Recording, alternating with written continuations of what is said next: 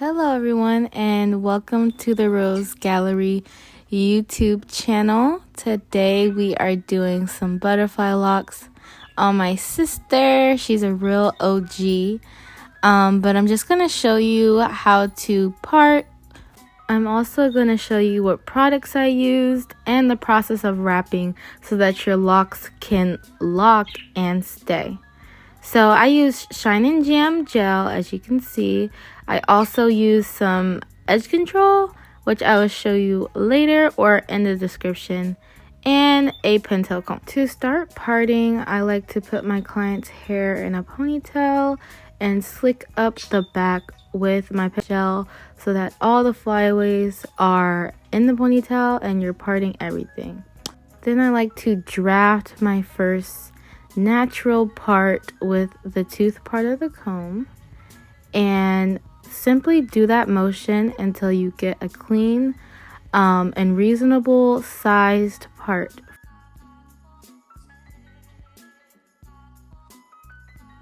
So you want to brush or comb up the excess hair that you don't use in the part that you're making so it doesn't get mixed in again. Then you go in and perfect the part that you made until you have your desired part.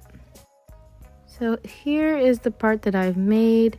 I'm very picky, so I will continue to go over it until it's to my perfection, but you want to just make sure it's straight, clean, well, straight / curved and clean so that you can have clean lock parts. Now that it's pretty much perfect, you're going to comb through that, put a little bit more gel at the base and braid it down. This can be a loose braid and it can be a loose braid that turns into a twist so that you don't have to braid the entire way down. That's just a tip so that you can be efficient, but typically I braid all the way down so that the lock will not slip. Next, I'm starting my second part and I'm basically trying to make the arc of the part the same height as the first one so that it all kind of looks like one row even though they are like humped, if you get what I mean. So the middle one is going to be right in the middle of her neck.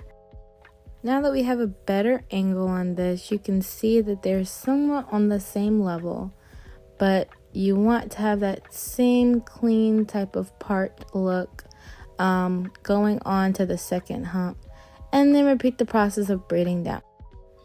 I'm braiding down the third braid on the back, and I will show you what they look like when it is all done. Here are the 3 back parts. And you're going to repeat this process for the entire head. So I have completed parting for the entire head. And now you just want to go ahead and put your client's hair in a ponytail so that you can work just like you did with parting from bottom to top. I really just love the way braids look after you freshly part them. They just are, yeah, they're just golden. But anyways, now to wrapping. For this style, I used Spring Twist. This is the color 1B from Amazon, and it is 12 inches long, and it came in 3 bundles. This crochet needle you can get from the Bee Supply store, and it's very, very useful. I suggest getting 2 just in case one breaks, but anyways, that is highly unlikely, and now I will show you how to loop the hair on to the braid. So this is how the hair looks when it's freshly out the package. It's very springy, very, very curly, but we don't want that much curl. So what you're going to do is going to pull one out the package, and you're going to stretch the hair. Like I'm doing in the video, use your thumbs to go through the hair so that it becomes fluffy, like afro kinky. We want a more natural texture and we don't want as much shine. So after you do that, you're going to take it in half and you're going to use your crochet needle and put it through the braid. So you're going to take your crochet needle, open it, leave it in the braid, and then you're going to crochet your hair on it and pull it through the actual braid. Once you hook your hair onto the needle, close the little lever and pull it through.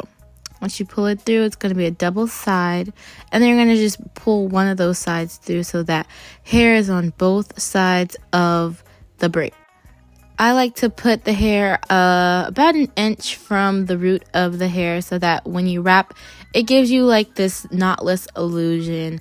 Before I wrap, I put gel at the root to give it a sleek look, and I grip the hair so that it doesn't move at the root and turn with my other hand towards the right, slightly distressing the lock using my thumb and teething hair as I go so that you have a nice and neat distressed look.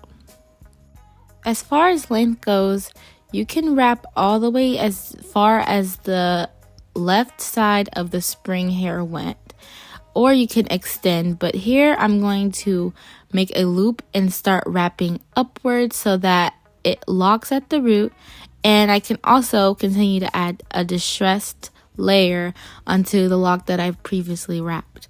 So I keep going up all the way until there is about an inch or two left of spring hair, and you may add gel if you run out so that it stays nice, neat, and tight. And it might come back up to the root, but you don't want to go up to the root. You want to end about an inch from the root, tie it in a single knot, wrap some more, and then tie it again. After you have enough hair to loop, make sure you tie it and double knot it.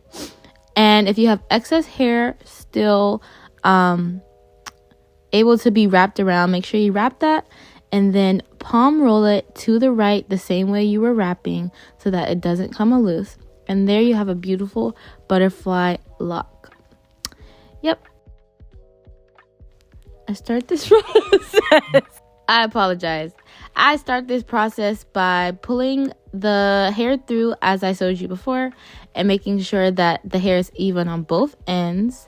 And we're going to wrap just like we did the first time, making sure that your hair is fully teethed, just using your thumbs to do that. And we're going to wrap, use gel, and go all the way down like we did before.